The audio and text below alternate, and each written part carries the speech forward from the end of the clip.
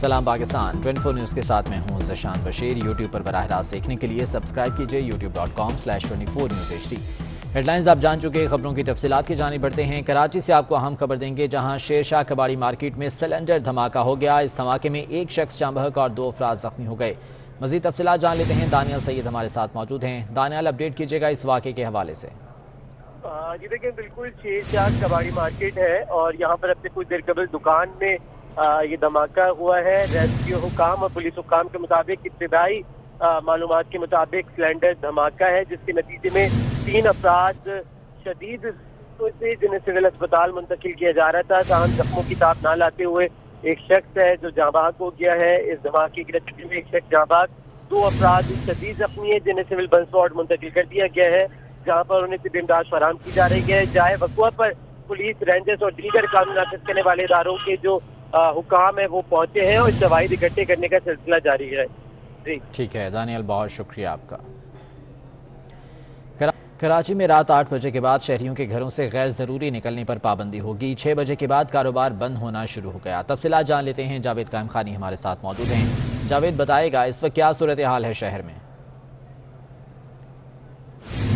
اس وقت ہم مرکزی مارکیٹ کے اندر موجود ہے۔ صدر کا علاقہ ہے، زیب النساء اسٹریٹ اور زینب مارکیٹ ہے۔ میرے رقب میں آپ دیکھ سکتے ہیں کہ جیسے ہی 6 بجے ہیں تو دکانداروں نے از خود جو ہے وہ تمام کسٹمرز کو جو ہے وہ دکان سے باہر جانے کو کہا اور اس کے بعد جو ہے تمام مارکیٹ کے شٹرز کو جو ہے گرا دیا، جبکہ اب جو ہے وہ مکمل طور پر آگے جو پتھارے اور اسٹالز لگے ہوئے ہوتے ہیں دکانوں کے باہر، وہ تمام سے سامان اٹھا کر جو ہے دکانوں میں منتقل کر دیا گیا اور عمل درآمد کے لیے یقینی بنانے کے لیے پولیس اور ٹریفک پولیس جو ہے وہ اس وقت آن روڈ اور اپنے بخوبی جو ہے وہ اپنی ڈیوٹیز کو سر انجام دینے کے اندر مصروف ہے۔ اگر یہ بتایا جائے تو گزشتہ روز جو احکامات جاری ہوئے تو اس کے بعد سے جو ہے وہ کل بھی اور آج بھی جو اسی طرح لاک ڈاؤن پر عمل درآمد کرانے کے لیے تمام مرکزی مارکیٹس اور تمام کاروبار کو بند کرانے کے احکامات دی گئی اور اس کے بعد تحت جو ہے وہ آج 6 بجتے ہی جو ہے وہ تمام مارکیٹس کو جو ہے وہ بند کرانے کا کام جو ہے وہ شروع کر دیا گیا۔ پولیس کی جانب سے اضافی نفری کو جو ہے وہ مارکیٹس کے اندر تعینات کیا گیا اور ٹریفک پولیس جو ہے اس نے بھی اپنی نفری کو بڑھایا تاکہ سڑک کے اوپر کسی قسم کا ایک دم جب مارکیٹس بند ہوگی تو ٹریفک کا دباؤ جو ہے اس کو کنٹرول کرنے کے لیے اگر ہم بات کریں تو مرکزی مارکیٹ جو ہے وہ تو مکمل طور پہ بند ہو گئی ہیں، لیکن لاک ڈاؤن کے اندر جن چیزوں کو استثناء حاصل ہے ان میں جو ہے صرف میڈیکل اسٹورز اور اس طرح اشیاء خورد و نوش کی دکانیں جو ہیں وہ کچھ دیر تک جو ہے وہ کھلی رہیں گی، جبکہ دیگر تمام کاروبار جو ہے اسے 6 بجے بند کرنے کے احکامات دی اور اس کے تحت جو ہے وہ عمل درآمد اس کو یقینی بنانے کے لیے کام شروع کر دیا گیا ہے۔ اور اگر دوسری بات کی جائے تو لاک ڈاؤن میں 8 بجے کے بعد کے لیے جو اس 2 گھنٹے کا جو ڈیوریشن ہے، یعنی کہ کاروبار بند ہونے کے بعد لوگ جو ہے اپنے گھروں کو چلے جائیں اور 8 بجے کے بعد لاک ڈاؤن پر یقینی بنانے کے لیے پولیس نے جو ہے وہ اس ناکے لگائے ہیں تاکہ کوئی شہری جو ہے غیر ضروری گھر سے نہ نکلے اور انہیں پابند کیا جائے کہ وہ اپنے آپ کو جو ہے محدود رکھیں تاکہ اس بڑھتی ہوئی کورونا کی وبا کو جو ہے کنٹرول کیا جا سکے اور جو اس کے مثبت کیسز ہیں ان کی شرح میں بھی جو ہے واضح کمی آ سکے۔ جی ٹھیک ہے، بہت شکریہ جاوید قائم خانی، اپڈیٹ کر رہے تھے۔ مسلم لیگ کے رہنما چودھری مونا صلاحی نے ٹویٹ کیا ہے کہ وزارت تعلیم کو وزارت ڈیٹ شیٹ کا نام دینا چاہیے۔ طلبہ کو سنے بغیر امتحانات کی ڈیٹس آگے پیچھے کرنے کے سوا وہاں کیا ہو رہا ہے؟ کرونا کے اثر سے تعلیم کے بچاؤ کی پالیسی ہے، نہ طلبہ کو تعلیمی بحران سے نکالنے کا پلان ہے۔ چودھری مونا صلاحی کی جانب سے یہ ٹویٹ کیا گیا ہے۔ الیکٹرک گاڑیوں کے شوقین افراد کے لیے خوشخبری ہے کہ الیکٹرک گاڑیوں کے رجسٹریشن پر اب 50% رعایت ملے گی۔ تفصیلات جان لیتے ہیں، علی رامی ہمارے ساتھ موجود ہیں۔ علی رامی، بتائے گا اس بارے میں کیا تجاویز سامنے آئی ہیں؟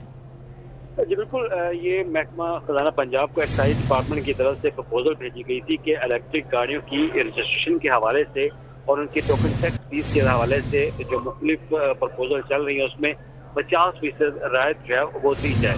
اب اس پر پنجاب حکومت نے باقاعدہ منظوری دے دی ہے، کیونکہ گزشتہ روز وزیر اعلیٰ پنجاب کی سربراہی میں بھی ریسورس موبلائزیشن کمیٹی کا اجلاس ہوا تھا اور اس میں ہدایت جاری کی گئی کہ الیکٹرک جو گاڑیوں کی رجسٹریشن ہے، ٹوکن ٹیکس فیس کی ادائیگی ہے، اس پر رعایت جو ہے وہ برتی جائے گی، کیونکہ دوست ماحول گاڑیوں کو یہاں پہ پاکستان میں لانا ہے، تو اس حوالے سے پنجاب حکومت کو ان SOPs کے مطابق ہی جو نئے رعایت ہے۔ علی رامی، بہت شکریہ آپ کا۔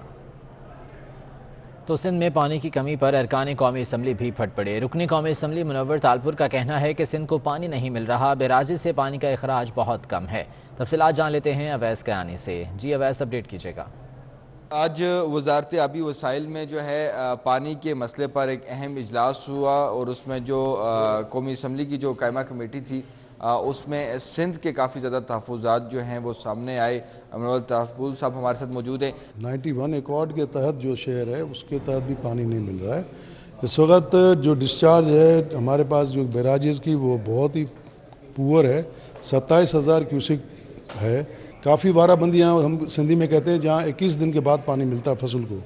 اگر 21 دن کے بعد کاٹن کراپ کو فصل ملے گا، ڈسٹرکٹ میرپور خاص، ڈسٹرکٹ عمرکوٹ، ڈسٹرکٹ بدین، ٹنڈو الائر، یہ سارے علاقے ایسے ہیں کہ وہاں 21 یا 15 دن کے بعد اگر پانی ملے گا تو پھر فصل کا کیا حال ہوگا۔ آلریڈی جو ایگزسٹنگ بیراج ہے پہلے آپ ان کو تو پانی اپنا دیں، اگر آپ ان کے لیے ڈیم بنا رہے ہیں اور آپ بجلی کے لیے ڈیم بنا رہے ہیں۔ اس کا حل یہ ہے کہ گورنمنٹ جو ہے وہ بیٹھے، federal government and Sindh government اس مسئلے کو حل کرے۔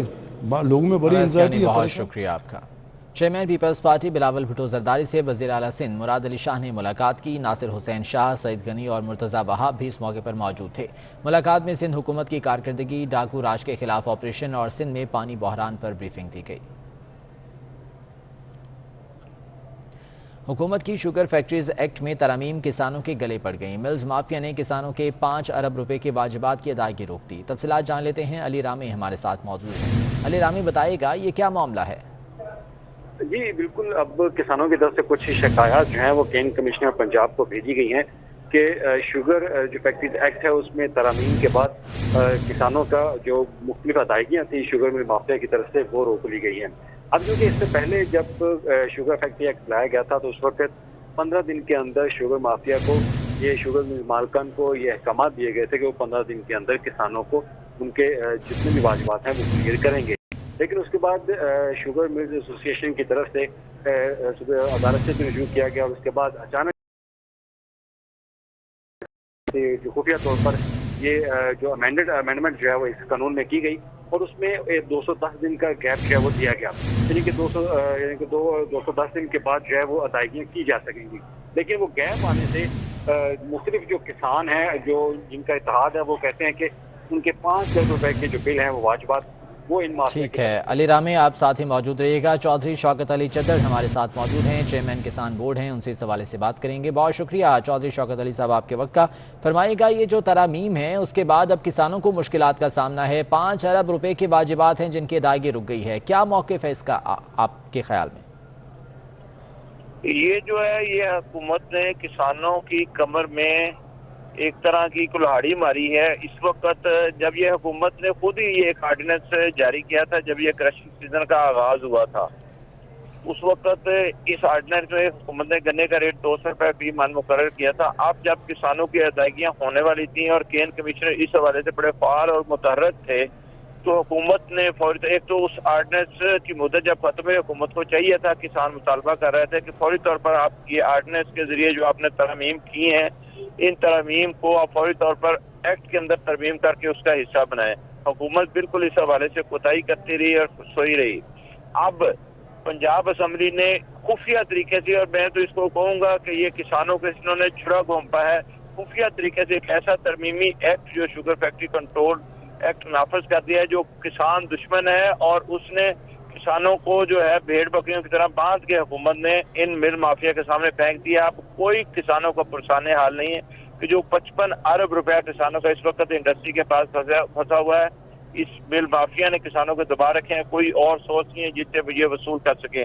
اب حکومت نے دوبارہ پھر یہ دھاندلی کرنے جا رہے ہیں کہ یہ جو ترمیم کی ان کو ہم نے مسترد کیا، اس پہ پرائم منسٹر صاحب نے نوٹس لیا اور انہوں نے پنجاب حکومت کو کہا کہ فوری طور پر ان ترامیم کو واپس لیں۔ لیکن پنجاب حکومت میں ہمیں پھر یہ سننے میں باتیں آ رہی ہیں کہ یہ پھر اس کے اندر جمع تفریق کر رہے ہیں، اور ملز مافیا کے ہاتھوں چونکہ یہ بک چکے ہیں اس لیے ان کی باتیں میں بڑا یہ کلیئر کر سکتا کہ ہمیں 15 دن والا جو قانون تھا اس سے کم ہم کسی چیز پہ راضی نہیں ہوں گے۔ یہ جو انہوں نے شوگر فیکٹری کنٹرول آرڈیننس کے ذریعے ترمیم کی تھی جس کے اندر کی سزا کو بڑھایا تھا اور جرمانے کو بڑھایا تھا اور جرم کو قابل دست اندازی پولیس کرا دیا تھا، ان کے خلاف FIR ہوتی تھی۔ اگر حکومت اس سے وڈرا کرے گی، پیچھے ہٹے گی تو ہم یہ کہیں گے کہ یہ کسانوں پہ ظلم کر رہے ہیں، ہم اس پہ اپنا بھرپور احتجاج ریکارڈ کروائیں گے۔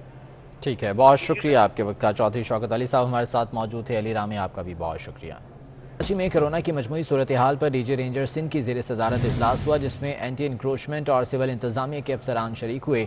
इजलास में कमिश्नर कराची, डिप्टी कमिश्नर्स और रेंजर्स के आला अफसरान ने भी शिरकत की।